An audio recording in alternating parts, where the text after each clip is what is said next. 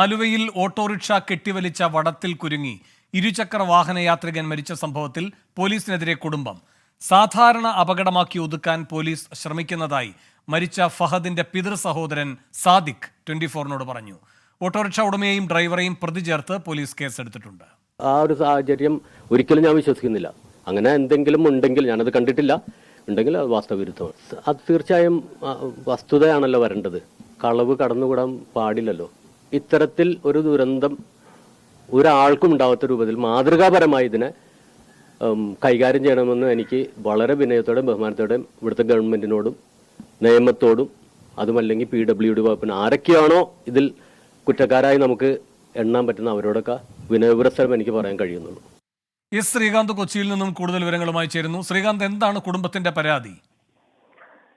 വേണു, ഇന്നലെ 24 ആണ് ഈ വാർത്ത പുറത്തു കൊണ്ടുവന്നത്. അതായത് അതൊരു സാധാരണമായ വാഹനാപകടമല്ല, ഗുരുതരമായി അപകടം വരുത്തി വെക്കും വിധം വാഹനം ഓടിച്ചതിനെ തുടർന്ന് ഉണ്ടായതാണ്. അതും ഒരു ഓട്ടോറിക്ഷ കെട്ടിവലിക്കുകയാണ് മറ്റൊരു ഓട്ടോറിക്ഷയെ.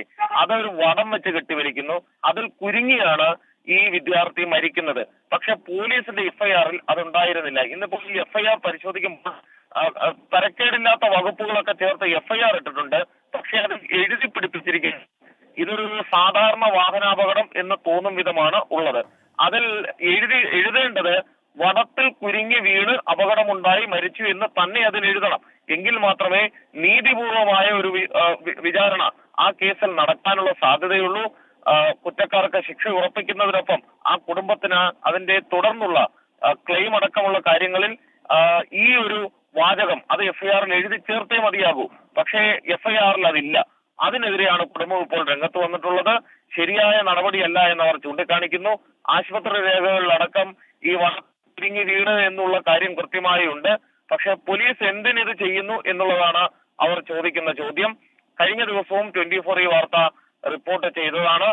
FIR-ൽ 304A ഒക്കെ ചാർജ് ചെയ്തിട്ടുണ്ട്. പക്ഷേ ഈ FIR-ൽ ഈ ഒരു വരി വരാതിരിക്കുന്നത് നിയമ നടപടികൾക്ക് തിരിച്ചടി തന്നെയാണ്.